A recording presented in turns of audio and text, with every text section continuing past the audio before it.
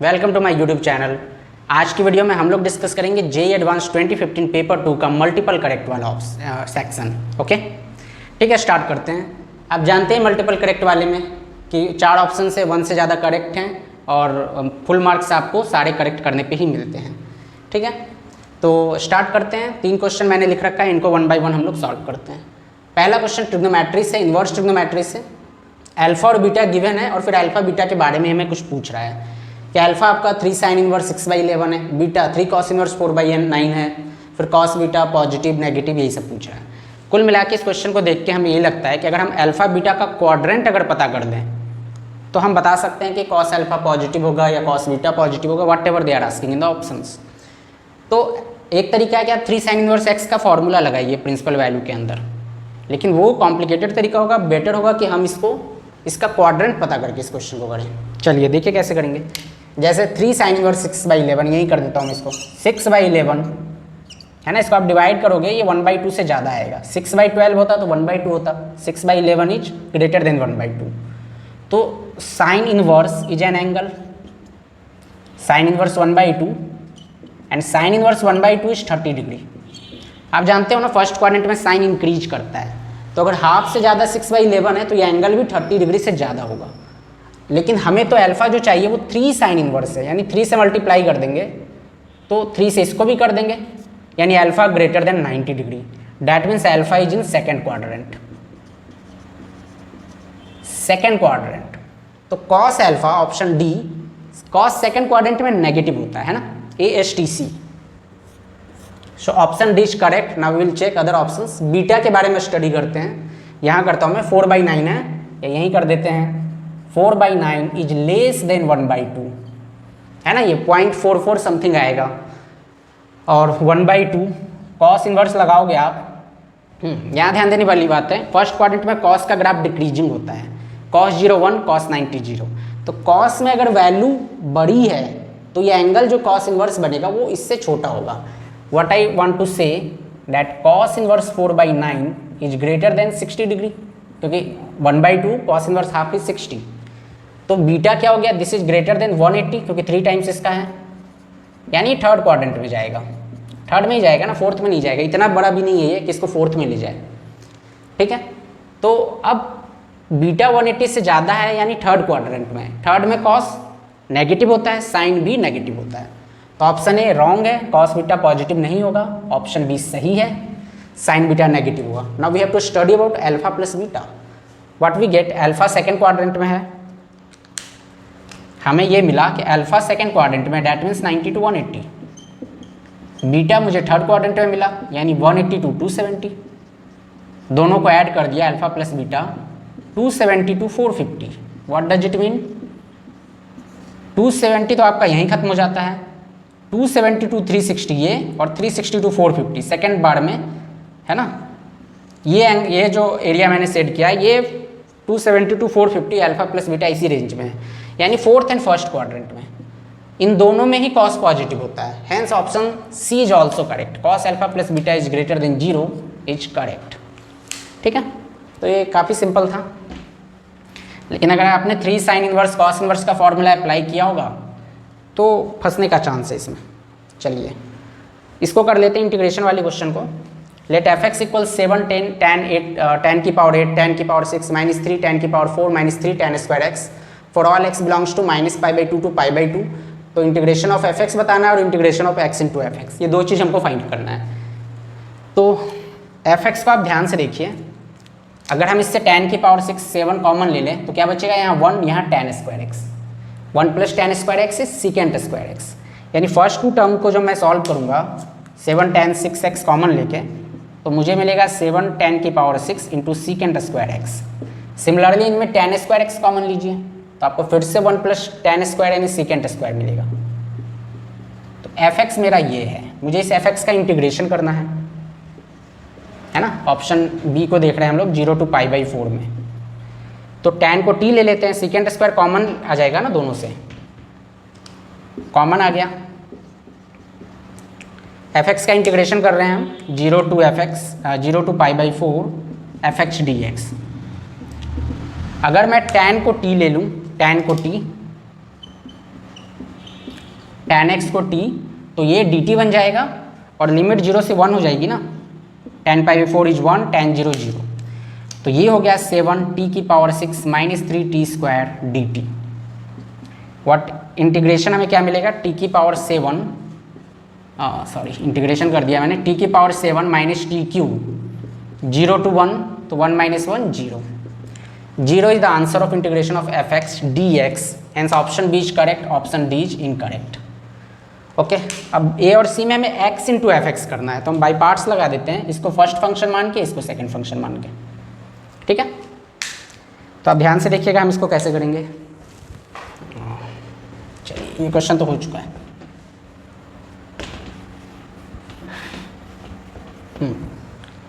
x into F x करना है, x को मैंने फर्स्ट फंक्शन लिया, integration of f x d x minus by parts में क्या होता है, derivative of first function D x by D x is 1 into integration of f x d x. वो आप ध्यान से देखिए, अगर 0 to 1 लिमिट है, इस x पे भी आपको 0 to 1 लेना होगा, तो 0 to 1 f x d x, sorry 0 to pi by 4, extremely sorry 0 to pi by 4, तो 0 to pi by 4 F x d x तो 0 है, तो ये वाला इंटीग्रल तो खत्म हो गया, ये तो 0 आ गया। अब ये इंटीग्रेशन के अंदर इंटीग्रेशन है, तो इसको डायरेक्ट हम लिमिट यहाँ लेके, यहाँ तो ले नहीं सकते अभी, तो आप देखो integration of f x d x, अगर मैं लिमिट हटा के देखूँ तो t की पावर 7 माइनस t की पावर 3 आया, और t is what, tan x, यानी this limit, this integration is 0 to pi by 4 and this is tan की पावर 7 माइनस tan की पावर क्यूब, ठीक है। अब क्या कर सकते हैं हम इससे, tan की पावर 3 कॉमन ले सकते हैं, हमें मिलेगा 0 to पाई बाई 4 माइनस से आगे tan क्यूब कॉमन लूँगा मैं। अब ध्यान से देखिए हम शॉर्टकट में करेंगे इसको, tan क्यूब कॉमन लिया तो tan 4 माइनस 1 बचा, जिसको हम लोग tan square x minus 1 into tan square x plus 1 यानी सीकेंट स्क्वायर एक्स लिख सकते हैं, है ना। tan की पावर 3 कॉमन लिया, tan 4 minus 1 and that is further tan square plus 1 into tan square minus 1. Tan square plus 1 is secant square. Again we will do same, we will take tan x as t, so this will become dt and limit will be 0 to 1, 0 to 1, secant square x dx is dt, और ये t cube into t square t5 minus t cube. Integration turns out to be 1 by 6, t की power 6 by 6 minus T की power 4 by 4। इसको solve कर लेते हैं, 1 ही आएगा, 0 पे तो 0 ही हो रहा है, यानी minus 1 by 6 minus 1 by 4, simplify करने पे 1 बाई 12 आएगा, hence option A is correct, option C is incorrect, ठीक है, सिंपल था। चलिए अब हमारे पास एक क्वेश्चन और है, बोर्ड पे लिखा हुआ, इसको करते हैं।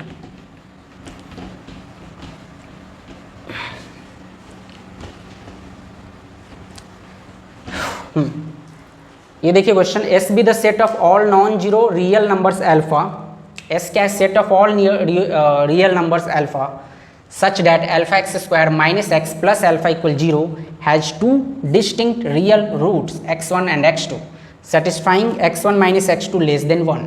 तो दो बातें इसमें काम की आपके, एक तो d जो है होगा इसका ग्रेटर देन 0 होगा, d यानी discriminant that is greater than 0, discriminant greater than 0 होगा, और दूसरा इन्होंने गिवन है जो रूट्स हैं x1 माइनस x2, इसका डिफरेंस लेस देन 1 है। इतनी सी बातें हमें गिवन है। तो जब डिस्क्रिमिनेंट क्यों ग्रेटर देन 0 होगा, क्योंकि रूट्स रियल हैं और डिस्टिंक्ट हैं, तो d क्या होता है, बी स्क्वायर माइनस 4ac, यहाँ पे क्या हो जाएगा 1 बी स्क्वायर यानी माइनस 1 का स्क्वायर 1 माइनस 4 अल्फा स्क्वायर, इससे अल्फा आपको मिलेगा माइनस हाफ टू हाफ, है ना, तो सिंपल है सॉल्व करना। अब x1 माइनस x2 का मॉड है तो हम इसका स्क्वायर कर देते हैं, तो x1 माइनस x2 के स्क्वायर को हम लिख सकते हैं x1 प्लस x2 का square minus 4x1 x2। x1 plus x2 is what, sum of roots, sum of roots is what 1 by alpha, तो 1 बाई अल्फा स्क्वायर हो गया, minus 4 times x1 x2 is c by a, alpha by alpha that is 1, तो 4 उधर चला गया तो 5 हो गया ऐड हो गया, ठीक है। अल्फा नॉन जीरो है, गिवन है क्वेश्चन में नॉन जीरो, तो इसका रेसिप्रोकल भी ले सकते हैं, और रेसिप्रोकल लेते ही साइन चेंज हो जाएगा। इसको इधर लाओगे आप तो अल्फा बिलोंग करेगा alpha square minus 1 by 5 greater than 0, यानी 1/√5 का स्क्वायर, यानी alpha greater then 1/√5 and less than -1/√5, है ना। और ये दो सोल्यूशन पॉसिबल है, यानी इसका मतलब है ये जो सोल्यूशन आया इसका मतलब है कि अल्फा आपका 1/√5 से इन्फिनिटी तक जाएगा या फिर -1/√5 से -इन्फिनिटी तक जाएगा। Set S be the set of all non zero alpha, तो इसका और इसका कॉमन पार्ट लेना होगा। तो -½ कहाँ होगा, ये √5 है यहाँ, और +½ यहाँ, ऐसे ही होगा। तो हमें क्या चाहिए, -½ से ½ के बीच में, इससे आगे तो आप बढ़ ही नहीं सकते। और ये जाना चाह रहा था इधर, ये जाना चाह रहा था इधर, यानी अल्फा बिलोंग करेगा इसको और इसको। तो पूछ रहा है subsets of S, subsets of S में इसको जो पार्ट आपको दिख सकता है, ठीक है, ये वाला पोर्शन है उसमें, ये नहीं है -1/√5 से 0, इधर तो है ही नहीं, ये भी नहीं है, ये है। So option A and D R correct, ठीक है। क्वेश्चन नंबर 4 कोऑर्डिनेट ज्योमेट्री से, ध्यान से पढ़ेंगे। Let E1 and E2 be two ellipses whose centres are at origin, दो इलिप्स हैं, दोनों के सेंटर्स ओरिजिन पे हैं। The major axis of E1 and E2 lie along the x and y axis respectively, E1 का major x के along और E2 का y के अलोंग, ठीक है। Let S be the circle, circle की इक्वेशन गिवन है। The straight line x + y = 3 touches the curve S E1 and E2 at P, Q and R। S को तो यानी सर्कल को P पे, इलिप्स 1 को Q पे और इलिप्स 2 को R पे टच करता है। फिर एक और कंडीशन गिवन है, PQ और PR इक्वल है 2√2/3 के। Now E1 and E2 are eccentricities of E1 and E2, then what are the correct choices, ठीक है, यानी हमें इसेंट्रिसिटी निकालना है। तो सबसे पहला condition x + y = 3 touches this circle eight point P, तो यहाँ से आपका y क्या आ जाएगा, 3 - x, और y को हम लोग इसमें रख देंगे x², 3 - x -1 का होल स्क्वायर इक्वल 2। ये सॉल्व करने पे आपका x आएगा 1, सिर्फ एक ही वैल्यू आएगी, x = 1। x = 1 जब मैं इसमें रखूँगा तो y मेरा 2 हो जाएगा। That means we get point P as 1, 2। P मुझे मिल गया 1,2। Now this line is tangent to the ellipse. अब E1 E2 की अलग अलग इक्वेशन ना मान के हम लोग एक भी जनरल इक्वेशन को कंसीडर करते हैं। एक इलिप्स है, उसकी इक्वेशन है x² / a² + y² / b² = 1। Well अगर इलिप्स ये हो, अगर x1 y1 point of contact है इसका, x1 y1, तो इलिप्स में टेंजेंट की इक्वेशन होती है x(1) / a² + y(y1) / b² = 1। And here the equation of tangent is x/3 + y/3 = 1, right? These two are same, that means on comparing we get x1 / a² = 1/3, y1 / b² = 1/3, है ना। x का coefficient compare किया, y का coefficient क्या है, right hand side में 1 है ही, यानी x1 मुझे मिल गया a²/3, y1 मिल गया b²/3, ठीक है। अब ये x1 y1 जो है ये इस लाइन x + y = 3 को सेटिस्फाई करेगा, तो a² + b²/3 = 3, that means a² + b² = 9. Now we have to use this condition PQ = PR is 2√3। ये जो पॉइंट आया x1, y1, दिस पॉइंट, या तो Q होगा या R होगा, ठीक है। तो इसका डिस्टेंस P से 2√2/3 है। P इज व्हाट, 1,2, यानी ये कह रहा है x1 - 1 का होल स्क्वायर + y1 - 2 का होल स्क्वायर इक्वल इसका स्क्वायर, यानी 8/9। What is x1, a²/3, what is y1, b²/3। तो ये हो जाएगा a² - 3/3 का होल स्क्वायर प्लस b² - 6/3 का होल स्क्वायर इक्वल 8/9। ये 3 का स्क्वायर 9, इस 9 को कैंसिल कर देगा, ओके। अब b² को हम लोग यहाँ से 9 - a² इसमें पुट कर सकते हैं, है ना। 9 - a², यानी ये आ जाएगा 9 - 6, 3 - a²। अब a - b का स्क्वायर हो या b - a का होल स्क्वायर हो, बात एक ही है। तो इसको मैं लिख सकता हूँ ट्वाइस ऑफ 3 - a² का होल स्क्वायर इक्वल 8। स्क्वायर हटाएंगे +-2 आ जाएगा, ठीक है। ये सॉल्व करने पे प्लस और माइनस अलग अलग आप साइन लोगे तो a² 5 और a² 1 आएगा। जब मैं a² को, हाँ ठीक है, a² को 5 लूँगा तो मेरा b² 4 हो जाएगा और a² 1 लेने पे b² 8 हो जाएगा। यानी ये जो है ना ये E1 है, क्योंकि E1 मेजर एक्सिस है, E1 का जो मेजर एक्सिस वो x के अलॉन्ग है, और अगर मैंने a को मेजर एक्सिस के अलॉन्ग माना है तो ये जिसमें ग्रेटर होगा वो E1 होगा और स्मॉलर वाला E2 होगा। ठीक है, तो आप जानते हो सेंट्रिसिटी E1 का formula √1 minus b square by a square, यानी 4/5, ये आ गया 1/√5। E2 में a square by b square होगा, ऊपर स्मॉलर आता है माइनर एक्सिस वाला, तो 1/8 √7/8, यानी मुझे सेंट्रिसिटीज मिल गई। अब हम लोग ऑप्शन चेक करेंगे तो हम पाएंगे कि option A, option B correct है, option C and option D are incorrect. तो this is the whole solution. Consider the hyperbola h x square minus y square equal 1 and a circle S with center n x2, 0. Let h and s touch each other at a point P, x1, y1. The common tangent to h and s at P intersect the x-axis at point M. If LM is the centroid of the triangle PMN, then we have to check the options। यानी हमें DL और DM इसका derivative find करना है x1 और y1 के respect में। देखिए क्वेश्चन का डायग्राम क्या कह रहा है कि एक हाइपरबोला है, दो ब्रांच होते हैं और एक सर्कल, ये दोनों टच कर रहे हैं पॉइंट P पे, तो मैं एक ही ब्रांच को कंसीडर कर लिया मैंने, इस ब्रांच पे, और इस हाइपरबोला और ये सर्कल पॉइंट P पे टच कर रहे हैं x1, y1 पे। इस सर्कल का सेंटर n x2, 0 है, इतनी बात हमें गिवन है। और ये जो टेंजेंट है ना, कॉमन टेंजेंट, वो x एक्सिस को m यानी x1, 0 पे इंटरसेक्ट करता है। ठीक है, इतनी सी बात गिवन है हमें। अब क्वेश्चन में ये कह रहा है कि LM इस ट्राइंगल MPN का सेंट्रॉइड है PMN का। तो मान लो ये सेंट्रॉइड है, LMN है, ये LM है, तो यहाँ पे आप सिंपली देख सकते हो G जो कि LM है, LM क्या हो जाएगा, LM L क्या हो जाएगा, x1 प्लस ये x1,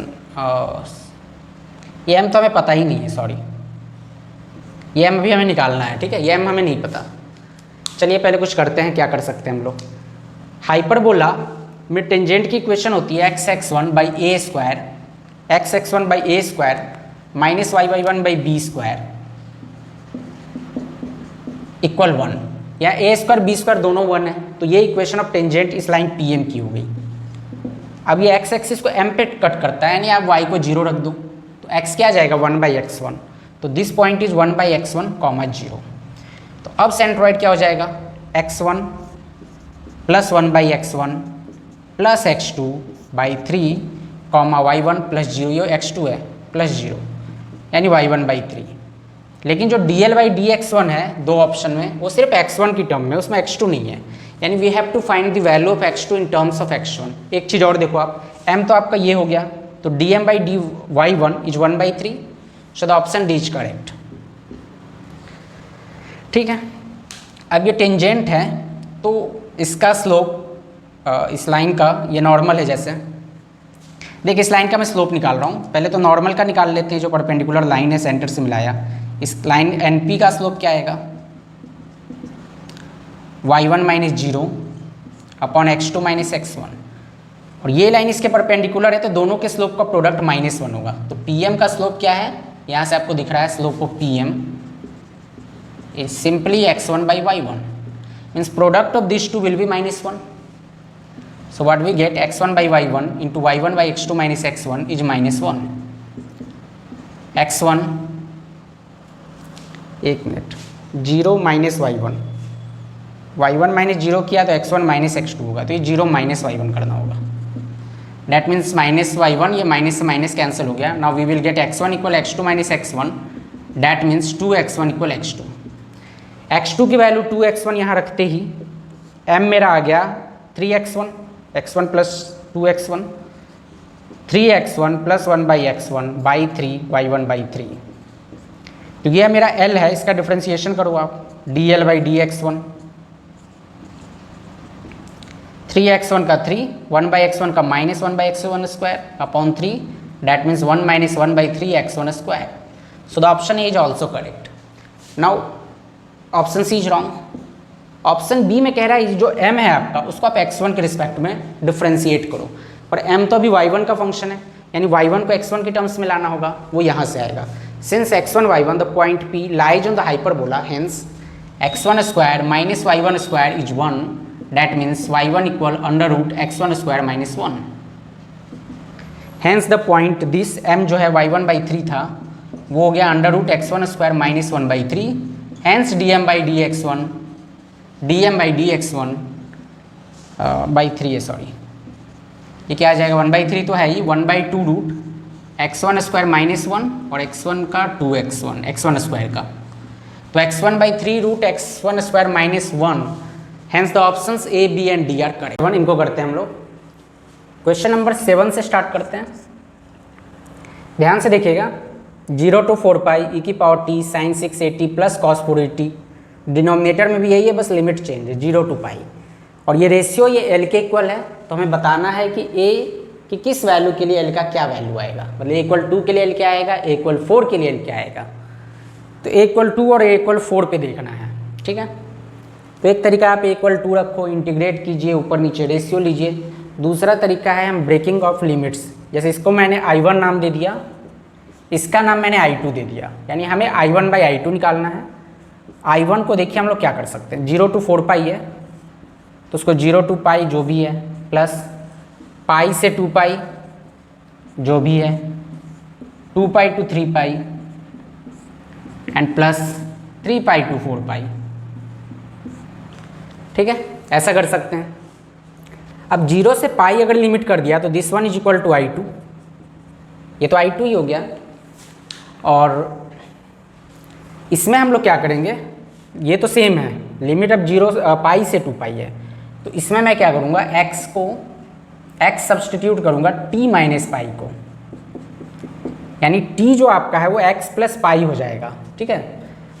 t क्या हो जाएगा, x + पाई, तो sin की पावर 6 ax + a पाई, और a क्या कोई इंटीजर है, a इंटीजर है, 2 हो 3 हो कुछ भी हो फर्क नहीं पड़ेगा, क्योंकि पावर इवन है। 2 पाई + थीटा हो या 3 पाई + थीटा हो, 4 पाई + थीटा हो, कुछ भी हो, अगर पावर इवन है तो नेगेटिव भी आएगा तो पॉजिटिव बन जाएगा, यानी ये वाला बिल्कुल चेंज नहीं होगा, ये वाला आपका वही रह जाएगा, sin 6 t की जगह बस x आ जाएगा, ax + cos 4ax, और x = t - p पाई, तो dt = dx हो गया। अब t पाई है तो ये x 0 हो गया, t 2 पाई है तो x पाई हो गया। फर्क e को पड़ेगा, e जो है आपका tx + पाई, तो e की पावर x × e की पावर पाई। अब इस पूरे को 0 से पाई लिमिट ये इसी के बराबर आ गया, यानी दिस = e की पावर पाई × I2। सिमिलरली आप इसमें x को t - 2 पाई रखोगे, x को t - 3 पाई रखोगे, और हमें मिल जाएगा e की पावर 2 पाई × I2 प्लस e की पावर 3 पाई × I2। I2 कॉमन हो गया और उस कॉमन को इधर डिवाइड कर देंगे तो I1/I2 आया, I1/I2 is L, and this = 1 + e की पावर पाई प्लस e की पावर 2 पाई प्लस e की पावर 3 पाई। आप जानते हैं ये जीपी की सीरीज है, 4 ही टर्म में कॉमन रेशियो e की पावर पाई है, तो e की पावर पाई की पावर 4 - 1 / R - 1, यानी a = कुछ भी हो L आपका यही आएगा। Hence option A and option C are correct, B and D are false. तो ब्रेकिंग द लिमिट के कॉन्सेप्ट से इजीली हो जाएगा, ठीक है। क्वेश्चन नंबर 6 चैलेंजिंग है, इसमें हमें काफ़ी कुछ सोचना पड़ेगा।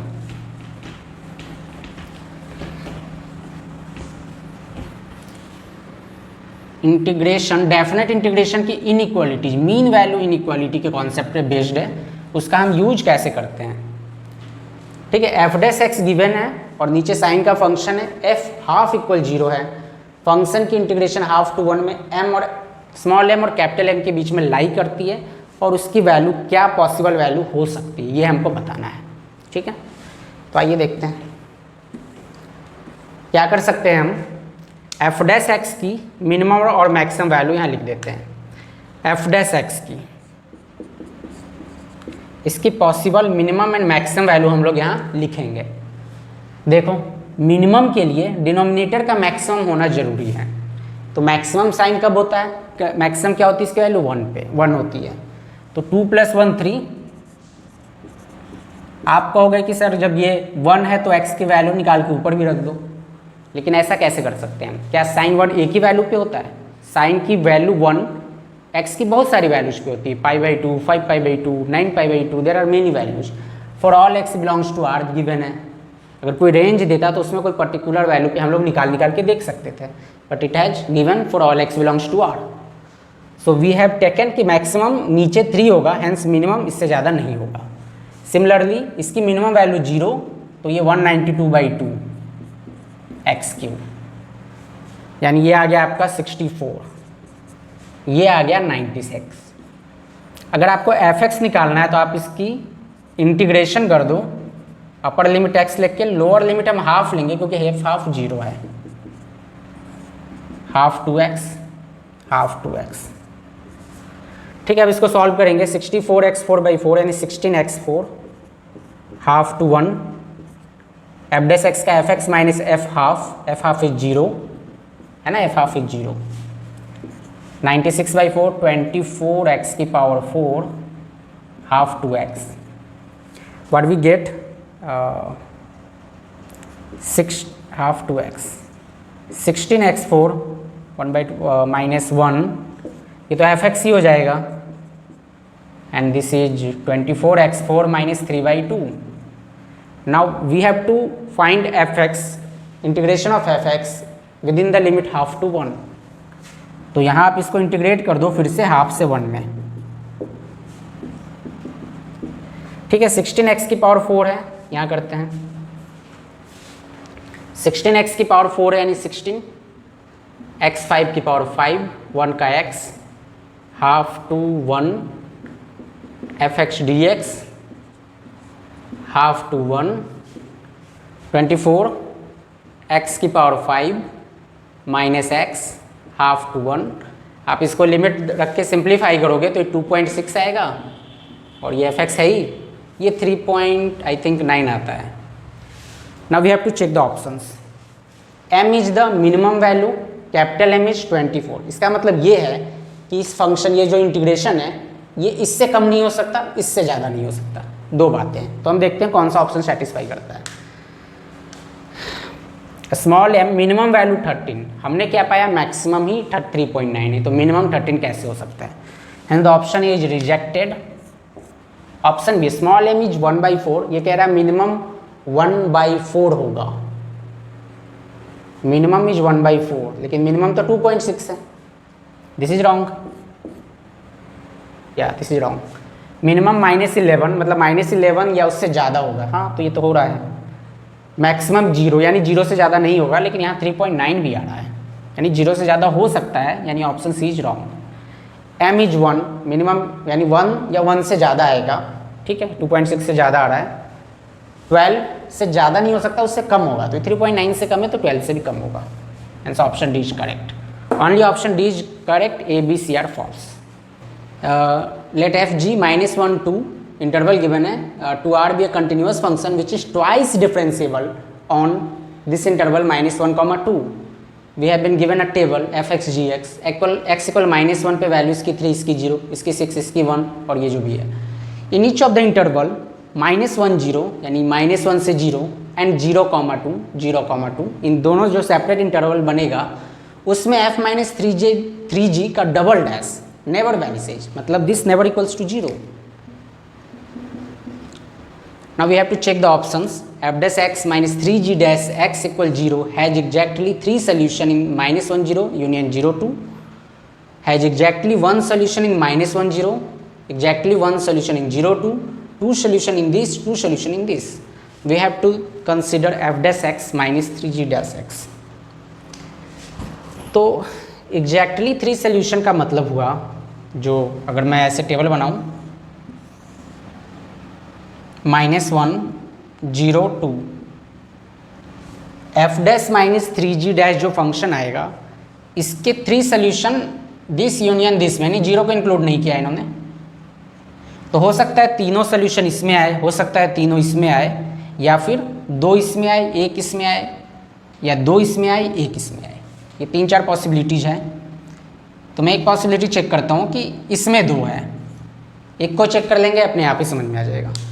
तो उससे पहले फंक्शन क्या है, एफ डैश -3g डैश, इसको मैंने एच डैश मान लिया, H dash equal F dash -3g dash.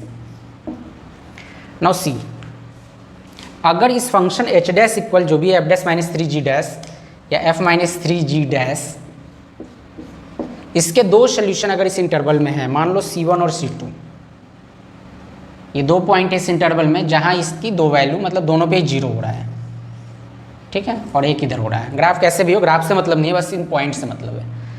यानी एच डैश जो है इन दो पॉइंट पे 0 हो रहा है। एच डैश जो फंक्शन है, सॉरी एच है ये, एच डैश नहीं, एच जो है H C1 equal 0, H C2 equal 0 है। And what is H? H is F dash minus 3g dash function, और इसका फंक्शन ट्वाइस डिफरेंशिएबल है, यानी इसका एक और डेरिवेटिव आ सकता है। अगर डेरिवेटिव आ सकता है तो कंटिन्यूअस भी हो गया। A function which is continuous differentiable in an interval a, b and h a equal h b, in that case there exist at least one c, Rolle's theorem का स्टेटमेंट पढ़ रहा हूँ मैं, जहाँ एच डैश C 0 होता है। यानी ये h जो है रॉल्स थ्योरम की कंडीशंस को सेटिस्फाई कर रहा है। This one is differentiable, this one is continuous, और -1 से 0 के बीच में एक इंटरवल मैंने ले लिया C1 C2, जहाँ पे इसकी वैल्यू इक्वल आ रही है। यानी इस इंटरवल में कम से कम एक पॉइंट ऐसा होगा जहाँ h का डेरिवेटिव h डैश 0 होगा। जहाँ h का डेरिवेटिव h डैश 0 होगा, that means f double dash या f माइनस 3g का डबल डैश इज 0 होगा। क्योंकि h equal f minus 3g का डैश है, ये 0 होगा, बट इट इज कॉन्ट्राडिक्टरी, ऐसा नहीं होता है, नेवर वेनिसेज। तो ये ऑप्शन ए मेरा गलत हो गया। आप कहोगे तीनों सोल्यूशन इसमें एग्जिस्ट करवा दो, तो भी क्या दिक्कत है, C3। अब तो मुझे दो पॉइंट मिलेंगे, C2 C3 में भी एक पॉइंट ऐसा आएगा जहाँ h डबल डैश 0 होगा, यहाँ भी होगा, ठीक है, और वो नेवर वैनिसेज कह रहा है, और hence option D is also incorrect. Two solution वाला केस अभी रिजेक्ट हो गया है ना। Now we will see option A, B and C. इसमें कह रहा है -1 से 0 में और 0 से 2 में एक सॉल्यूशन आएगा, दोनों सेपरेट ऑप्शन में कह रहा है। तो again we will consider the same function h x equal f x minus 3gx। अब हमने डैश नहीं लिया है। अब देखिए आप, हम वैल्यू निकाल लेते हैं h-1 की, h0 की, h2 की। एक मैं निकाल के बता दे रहा हूँ आपको। h-1 का मतलब हुआ f of -1 minus 3g of -1, तो this is 3 and this is 0। 3 minus 3 times 0 is 3। आप सॉल्व करेंगे ना तो आपको ये भी 3 मिलेगा, ये भी 3 मिलेगा। Again h x is continuous differentiable, क्योंकि h x equal f x minus 3g, f and g both are continuous differentiable, hence the h. तो एच कंटिन्यूअस है, डिफरेंशिएबल है। अगर मैं इंटरवल -1 से 0 की बात करूँ तो h-1 इक्वल h0 है ना, दोनों 3 है। That means there exist at least one point C belongs to that interval, हमारे केस है -1, 0, जहाँ डेरिवेटिव 0 होगा। That means f dash x minus 3g dash x, क्योंकि h x f x minus 3gx है, this will be 0 for at least one x belongs to -1, 0। अब 1 से ज़्यादा का केस तो हमने रिजेक्ट कर दिया ऑप्शन ए और ऑप्शन डी में, 2 वाला भी रिजेक्ट हुआ है, 3 वाला भी। यानी 1 एटलीस्ट 1 कह रहा है, 1 या 1 से ज़्यादा, लेकिन 1 से ज़्यादा वाला रिजेक्ट हो गया। That means exactly 1 solution, option b is correct. Similarly h0 और h2 की वैल्यू बराबर है, hence option C is also correct. So the options b and c are correct, ठीक है। तो आज के पेपर में हमने मल्टीपल करेक्ट वाला ऑप्शन डिस्कस किया था, सारे क्वेश्चन डिस्कस किए। 2015 का पूरा पेपर आज कंप्लीट हो गया है। नेक्स्ट वीडियो में हम लोग 2014 के एडवांस के पेपर 1 को डिस्कस करेंगे। Okay, thank you, thanks for watching.